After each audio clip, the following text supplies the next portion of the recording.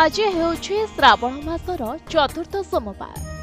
ଦୀର୍ଘ 27 ବର୍ଷ ପରେ ଚଳିତ ବର୍ଷ ଶ୍ରାବଣ ମାସରେ 5 କୋଟି ସୋମବାର ପଡ଼ିଅଛି, ଯେଉଁଥିପାଇଁ ଧବଳେଶ୍ୱରଙ୍କ ପୀଠରେ ଲାଗିଛି କାଉଡ଼ିଆଙ୍କ ଭିଡ଼।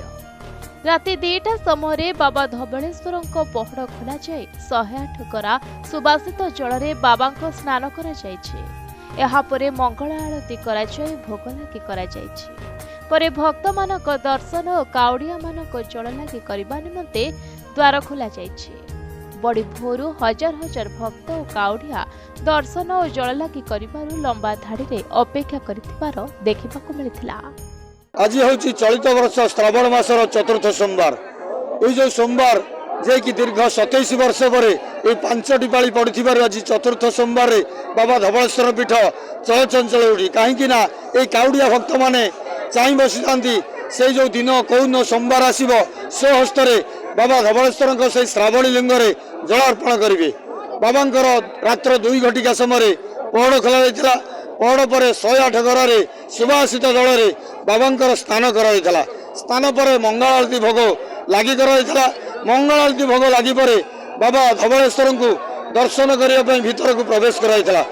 ତେବେ ଆଜି ବାବାଙ୍କ ବଡ଼ସିଂହାର ବେଶରେ ଶ୍ରଦ୍ଧାଳୁଙ୍କୁ ଦର୍ଶନ ଦେଇଛନ୍ତି।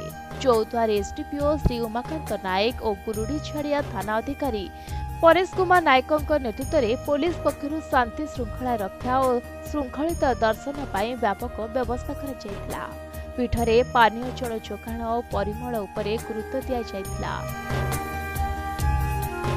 ଆଠଗଡ଼ରେ ଦେବୋତ୍ତର ମୁଖ୍ୟ କାର୍ଯ୍ୟନିର୍ବାହୀ ତଥା ଉପଜିଲ୍ଲାପାଳ ପ୍ରଶାନ୍ତ କୁମାର ତରାଇ, ଅତିରିକ୍ତ ସମରେନ୍ଦ୍ର ଭଟ୍ଟ ପ୍ରମୁଖ ପୀଠରେ ଉପସ୍ଥିତ ଥିଲେ।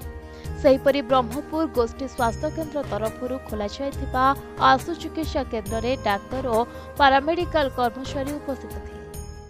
ଯେତେବେଳେ ଦୁଃଖ ଆସେ କଷ୍ଟ ଆସେ ଯାହା ଆସେ ମଣିଷ ଦୌଡ଼ି ଆସେ ଠାକୁରଙ୍କ ମନ୍ଦିରକୁ, ଦୁଆରେ ତାଙ୍କର ବସିଯାଏ, ଶାନ୍ତି ପାଏ, ଯାହା ସମସ୍ୟାର ସମାଧାନ ପାଉନଥାଏ ତାକୁ ବି ପାଇଯାଏ। ତେଣୁ ଆମେ ସେଥିଲାଗି ବି ଆସିଛୁ। ଏ ଶ୍ରାବଣ ମାସରେ ଜଳାଭିଷେକ କଲେ ଆମେ ତ ଶୁଣିଛୁ ଯାହା ଏବଂ ଅନୁଭବ ବି କରୁଛୁ ଯେ ଜଳାଭିଷେକ କଲେ କ'ଣ ହୁଏ ନା ନିଜର ମନସ୍କାମନା ପୂର୍ଣ୍ଣ ହୁଏ।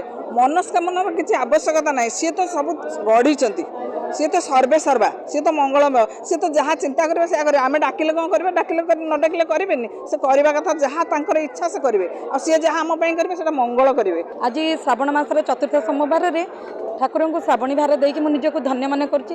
ଠାକୁରଙ୍କର ବଡ଼ ସିଂହାର ବେଶ ଦେଖିକିରି ମୋର କଷ୍ଟ ସବୁ ଲାଘବ ହୋଇଯାଇଛି। ସେମିତି କିଛି କଷ୍ଟ ମୁଁ ଅନୁଭବ କରୁନି। ରାତି 8ଟାରେ ମୁଁ ଚାଲିକିରି ଆସିଛି ଗଡ଼ଗଡ଼ିଆ ଘାଟରୁ ପାଣି ଧରିକିରି ଶ୍ରାବଣୀ ଭାର ନେଇକି ଆସି ଠାକୁରଙ୍କ ଉପରେ ଢାଳିବା ପାଇଁ। ଠାକୁରଙ୍କର ବଡ଼ ବେଶ ଦେଖିକିରି ମୁଁ ଖୁବ୍ ଖୁସି, ଖୁବ୍ ଆନନ୍ଦିତ। ଜଗତର ସମସ୍ତଙ୍କ ପାଇଁ ସେ ଏମିତି ମଙ୍ଗଳ କରିଥାନ୍ତୁ, ସମସ୍ତଙ୍କ ଉପରେ ଶୁଭ ଦୃଷ୍ଟି ପକାଇଥାନ୍ତୁ, ଅମୃତ ଦୃଷ୍ଟିରେ ସମସ୍ତଙ୍କୁ ଦେଖାଇଥାନ୍ତୁ।